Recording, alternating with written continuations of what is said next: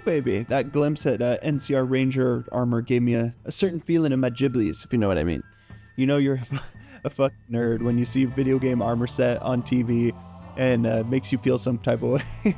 That NCR Ranger armor is probably my favorite looking armor set in any video game IP ever. It's like neck and neck up there with Halo 2's Master Chief armor. But yeah, it's beautiful. We just got a glimpse of it, but already got me pretty excited. Guys, we got a pretty good episode. A lot to talk about. Let's get started. We got everybody's favorite NPC line, the NCR, Ranger patrolling the Mojave. Almost makes you wish for a nuclear winter. I looked over at my wife and I was like, yes. I like the way they implemented it. We all knew it was probably going to be in the show, right? I feel like, did you think it was going to be in it? I definitely did. I felt like I was pretty satisfying. It's not like everybody was waiting for this one thing. It's just a random NPC line, but it's such a meme that I felt like it was due to show up here. Dude, oh my God, that cold open, that whole sequence, aside from the funny stuff and the heartwarming stuff, which ultimately led to the gut punch. We knew Shady Sands was nuked. We know who did it. We knew Maximus survived it, but just getting that backstory and like understanding what that was like to live through, they just did it justice. That was brutal. The acting was so good, and just the way their relationships in these just few minutes that we see them on screen. Maximus lost so much. He had such good parents. His dad was such a cool dude. And his mom was great too, the little that we saw her. But yeah, just as a parent, like I have 2 kids, like that hit so hard. That was just, it was brutal. The show is so good at being funny as fuck, like Fallout always is. And then like having these more heartfelt, hard-hitting moments as well. Then we cut to Hank quite literally washing the blood from his hands in the vault. Made me think, man, what a piece of shit he is. Like with all that context and just seeing it from the perspective of somebody who literally got nuked, whose family got nuked. That was pretty crazy. And she made me realize, yeah, Hank does really suck. It had me thinking when in the last episode we see, Hank talking to somebody on, through the intercom at the Vault-Tec facility. It implies that, he's working for someone at Vault-Tec, but he's using these mind control devices. Vault-Tec also has them. Is he working for Mr. House? I got that impression that that's who he was talking to in that last episode. Or there's also Juicehead's theory that he's working for the Enclave. I don't know which it is. It was a really good theory, and it totally could be true. But maybe one of you knows, because I really could not figure that one out. I just assumed it was Mr. House with those few connections, but we've got no other, evidence so far that Mr. House is someone he even knows still exists, or that we know he's working with, etc. Okay, so I don't remember the name of that song that plays when Lucy and the ghoul are walking through the Mojave, but holy shit, that song brings me back to a very specific time in my life playing this game. That one was one of my favorites. Big Iron and this, as I talked about last week, were probably my 2 favorite songs. Although as we go through the season and we hear more of these references playing out, I'm sure I'm going to say, oh, that one was my favorite, and so was this, and so was this. That game just holds such a special place in my heart. I love the way that they do these references, because they don't just stick out too much. It's like just enough for us to like point at the screen with a big stupid grin and be like, oh shit, there it is. Whoa. Here I come. Oh. So I appreciated that one. I felt like it was well implemented, and it wasn't too, it didn't stick out too much. It worked perfectly. But if you know what that song name is, I'd have no idea, and I really want to know. I tried Googling it, and I couldn't figure it out. But yeah, hop in the comments and let me know. I want to put that one on a playlist. As that scene plays out, and they keep walking, I love how we get affordable Owl's Hospital. I was literally laughing out loud when I saw that. It's just like the perfect, capitalistic, comedy kind of satire that they play on in the Fallout franchise. But it did lead to rad scorpions, which were just as fucking terrifying as I'd hoped they'd be in this show. Made them cannibalistic, and it was just disgusting. I can't imagine being attacked by those. But yeah, that was a pretty good little action scene there. And then we get our first kind of reference to Caesar's Legion. And I'm really excited to see how that all plays out. We got a little bit more of a taste later in the episode as Lucy shows up. They totally left it as a tease, though. We didn't see much. And I'm really excited to see where they go with that. They're one of my favorite factions in the game. I love that the new Brotherhood of Steel base is Area 51. Well suited for the show, for them to put it there.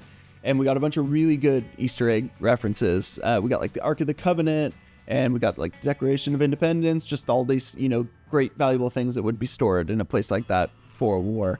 And my favorite one, though, which I'm sure we all noticed, was the cryolator from Fallout 4. But it was like super duper dope to see all the airships flying in together for that meeting. I like that each chapter, of the Brotherhood has their own airship. And then like a little bit later, the Prydwen shows up, which was pretty exciting to see. And Kumail Nanjiani was great in that role. I love him as an actor. I did feel like it took me out of it just for a second, like seeing him there. He always just kind of plays himself.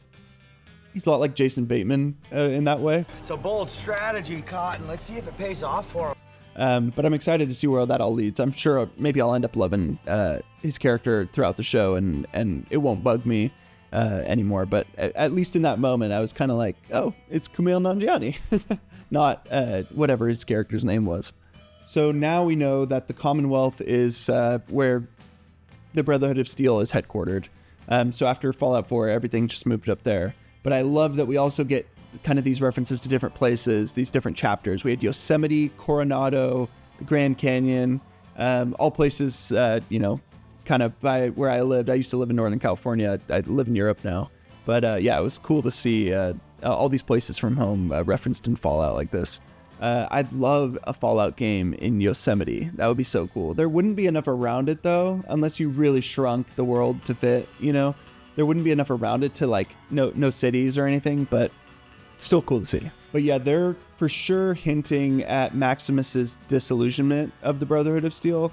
I don't really blame him. The Brotherhood in the show kind of sucks in a lot of ways. And if I remember correctly, the Brotherhood of Steel, this version of them, is more accurate to the first two games and how they're portrayed there. Todd and co, I think, wanted them to be more of like the good guys in Fallout 3 and, having versus the Enclave, which were very clearly, the antagonists of the game.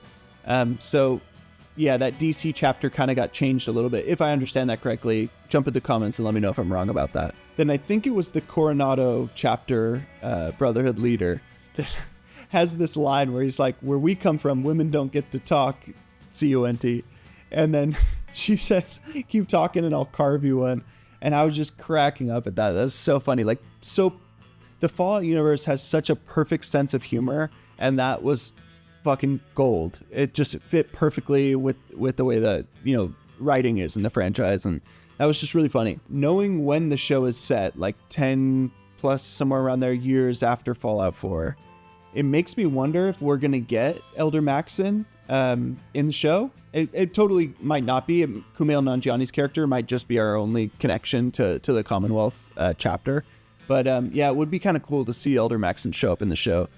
Although I think the Prydwen's here, in Vegas at Area 51. So I guess it wouldn't really make sense for Maxon to show up unless he was already on the ship. But yeah, be cool to see him show up if he does. I love all the corporate garbage in Vault-Tec. Like, nothing boils my blood more than that corporate jargon, like synergy or let's circle back on that. All this stuff you have to say if you have a corporate job. But then another one you can add to the list now is merit dots, from what Norm says. Like, God, it's so awful. It just makes my skin crawl. I hate that shit so much. But it's so Vault-Tec. It's so perfect. And, that capitalistic, corny satire crap that these companies do.